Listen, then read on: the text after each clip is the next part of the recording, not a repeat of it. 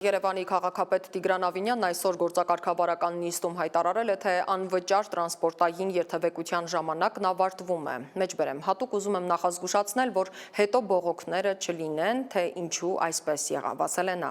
Ավինյանը տեղեկացրել է, որ հուլիսի 1-ին օրենսդրական փաթեթ է քննարկվելու ազգային ժողովում, որով նախատեսվում է տուգանք տրանսպորտային միջոցից օգտվելիս չվճարելու համար։ Քաղաքապետը նաև տեղեկացրել է ԵՍ համակարգը, էլեկտրոնային ծանուցումների նոր հարթակը այս շաբաթվանից փորձնական գործարկելու մասին։ Ավինյանը խոսել է նաև մետրոյի Աչափնյակ կայարանի կառուցման թեմայով, նշել, որ նախագծային աշխատանքներն ամբողջապես ընդունված են, անցել են բոլոր փորձաքննությունները, հաջորդիվ կքննարկվեն ֆինանսավորման հարցերը։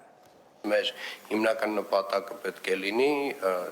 սեղմ ժամկետները, որովհետև նախագիծը ունենք, կարանք գնանք այս ճանապարհով, մյուս ճանապարհով, այն մյուս ճանապարհով, այս մի գործընկերոջ հետ, այն մյուս գործընկերոջ հետ, որ գործընկերոջ հետ ֆինանսական առումով ամենակարճը կտևի պրոցեսները այդ ճանապարհով պետք է գնանք։